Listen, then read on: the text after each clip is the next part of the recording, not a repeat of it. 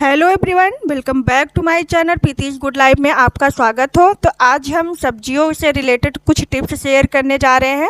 खाना बनाते समय अगर सब्जियां साफ़ की हुई मिल जाए तो क्या बात है, इससे खाना भी टाइम से बन जाता है और किचन में टाइम का भी बचत होता है। तो आज हम कुछ टिप्स शेयर करने जा रहे हैं और उन्हें सब्जियों को ख़रीदते समय क्या ध्यान में रखना चाहिए, सब्जियों को साफ़ कैसे करें, किस तरह से स्टोर करें छोटे से फ्रिज में ताकि लंबे समय तक फ्रिज में फ्रेश बने रहें। तो चलिए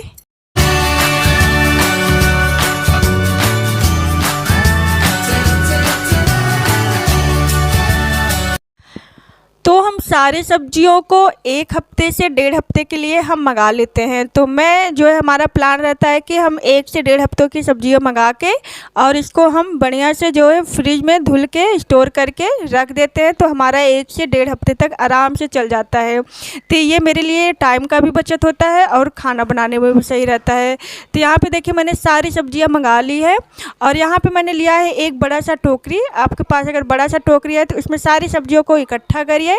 तो जो छोटे मोटे सब्जियां हैं उसको अलग टोकरी में रखिए, जो बड़े बड़े सब्जियां हैं उसको बड़े से टोकरी में रखिए। तो इसको हमें धुलना है और जो लीव्स वाले जो पत्ते वाले जो सब्जियां होती हैं उनको हम अलग से, क्योंकि उनको हम धुल नहीं सकते, फिर वो लंबे टाइम तक चलते नहीं हैं। तो इसी तरह से जो है हम सारे सब्जियों को पहले निकाल लेते हैं। अब जैसे आलू और प्याज, तो इसको एक अलग टोकरी में रख दीजिए। अभी के जो आलू है ना बहुत मिट्टियाँ आ रही हैं इसमें, तो आप इस तरह से टोकरी में रख के इसको झाड़ दीजिए, ऐसे मिट्टी आधा तो निकल ही जाएगा। और प्याज को आलू को कभी एक साथ ना रखें, इससे क्या होता है ना ये दोनों जो है एक साथ रहते हैं तो ये सड़ जाते हैं। तो इसलिए हमेशा ध्यान रखें कि प्याज और आलू को अलग अलग ही टोकरी में रखें।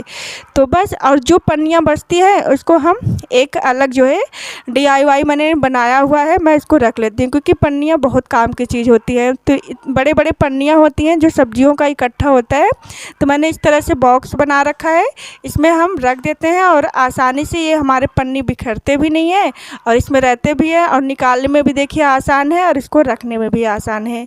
तो इस तरह से आप DIY बना के आप सारी पन्नी इकट्ठा कर सकते हैं।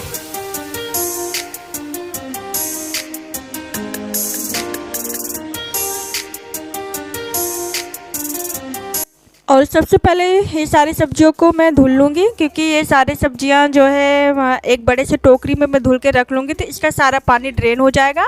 तो इस तरह से बड़े टब में पानी भर लीजिए और सारे जो बड़े बड़े सब्जियां हैं उसको आप धुल के जो है उसको बड़े से टोकरी में रख लीजिए, तो इसका सारा पानी ड्रेन हो जाएगा।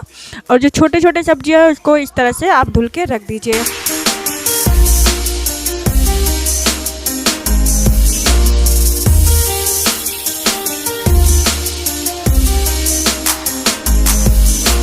अभी विंटर सीजन का टाइम चल रहा है तो इसमें बहुत सारे हरे पत्ते वाली सब्जियां मिल जाती है। तो इसको हमें जो है किस तरह से स्टोर करके रखना है ताकि हमारा जो है टाइम भी बचे और जो है हमारा काम भी बच जाए। तो इस तरह से हम सारे साग को, जैसे पालक, बथुआ, मेथी, सरसों, तो ये सब मैं सारे इकट्ठे एक साथ ही, इसके जो मोटे मोटे डंठल होते हैं इसको हम निकाल लेते हैं और निकाल के सारा मिक्स करके एक साथ इसको हम धुल लेते हैं। तो इसको हम धुलने के बाद आगे क्या करेंगे वीडियो में बने रहिएगा तभी आपको समझ में आएगा। तो इस तरह से हम देखिए इतने सारा पत्ते वाले साग होता है तो हम इसको फ्रिज में स्टोर करके रख नहीं सकते हैं। तो इस तरह से हम सारे पत्तों को एक साथ नोच लेते हैं और जो मुझे अलग से रखना होता है बिना धुले, तो ये जैसे पालक हुआ, सोया हुआ, तो इसको हम अलग से बनाने वाले हैं। तो इसको इस तरह से जो पन्नी आती है ये जो कपड़े वाली, तो इसमें हम स्टोर करके रख देते हैं। तो ये हमारा कम से कम 1.5 से 2 हफ्ते तक चल जाता है, बिल्कुल भी ये ख़राब नहीं होता है, सड़ता नहीं है। बस एक बात का ध्यान रखें कि इसके जो सड़े गले पत्तियाँ हैं उसको निकाल दें। तो इस तरह से हम मेथी को भी रख देंगे और मैंने जो है पालक को रख दिया है। तो इस तरह से आप स्टोर करके रख सकते हैं। इसका जो मॉइस्चर है ना ये सारा जो है ये पन्नी में अच्छे से सोख लेता है। तो इस तरह से फ्रिज में स्टोर करके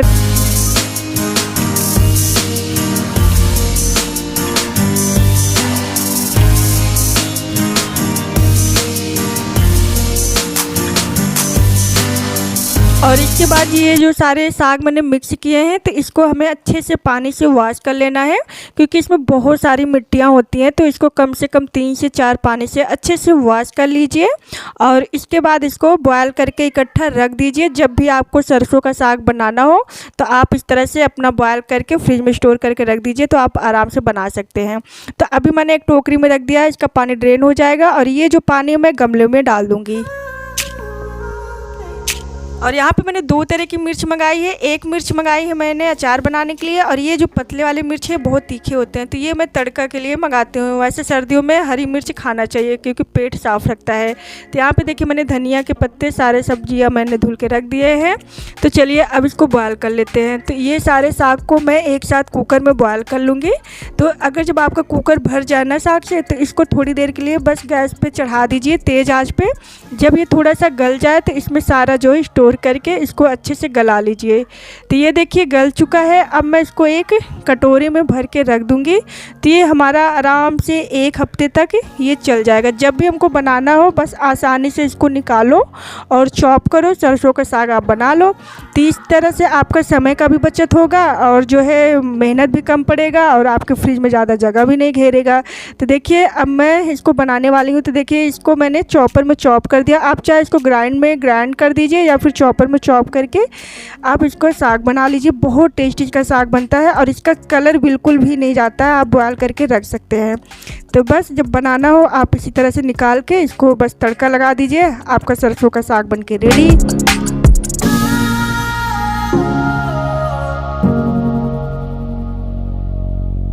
तो अब बारी आती है पुदीने की चटनी बनाने की। तो पुदीने के पत्ते आप इस तरह से स्टोर करके नहीं रख सकते क्योंकि ये ना काले पड़ने लगते हैं।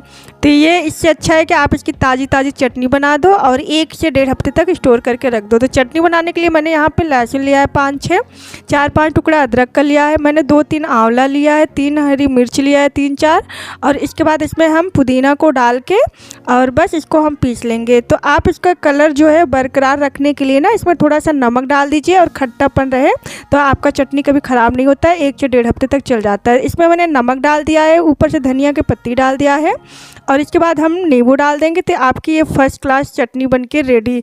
तो आप आराम से 1.5 से 2 हफ्ते तक स्टोर करके रख सकते हैं और जब चाहे आप पराठे के साथ इसको एंजॉय करिए और इसका कलर भी नहीं जाएगा। और कांच के कंटेनर में इसको रखना ताकि इसके जो है स्वाद और कलर दोनों बरकरार रहेंगे। तो इस तरह से मैंने कंटेनर में बना के चटनी रख दिया है। अब ये मेरा आराम से 1 से 1.5 हफ्ते तक चल जाएगा।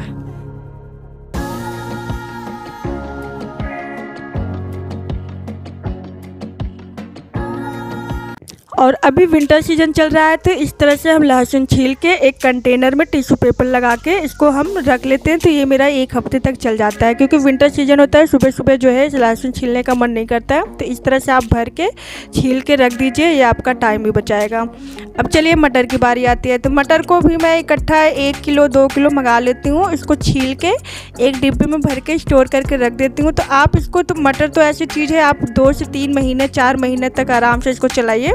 बस इसको बंद डिब्बे में भर के रखिए तो ये आपका मटर आपका ऐसे कलरफुल रहेगा और इस तरह से आप बड़े कंटेनर में भर के इसको रख सकते हैं। तो इस तरह के जो छोटे छोटे सब्जियां होती हैं इसको हम अच्छे से जो है धुल के सुखा लेते हैं और इसको हम छोटे छोटे पीसेस में कट करके कंटेनर में रख लेते हैं। तो इससे क्या होता है ना कि हमारा टाइम भी बचत हो जाता है और छोटे फ्रिज में ज़्यादा जगह भी नहीं लेता है और सुबह सुबह जो है हमें खाना बनाने में भी आसान रहता है क्योंकि अभी विंटर सीजन चल रहा है तो बहुत सर्दियाँ लगती है, सुबह सुबह तो पानी छूने का मन ही नहीं करता। तो इस तरह से हम बीन्स को भी कट करके एक कंटेनर में रख सकते हैं।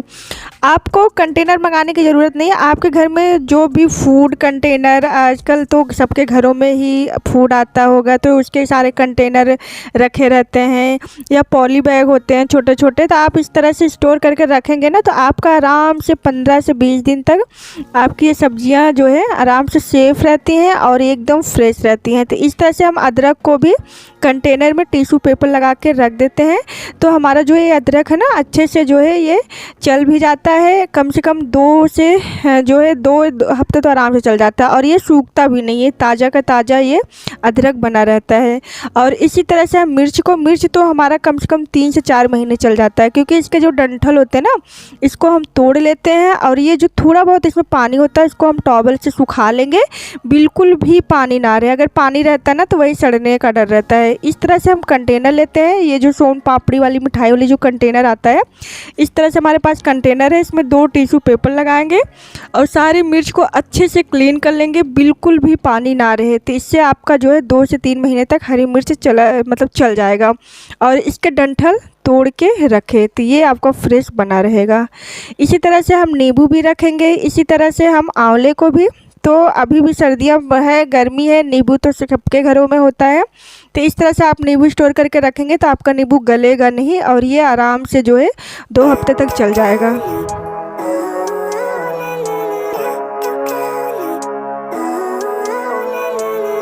Living life, every day, late at night, not okay.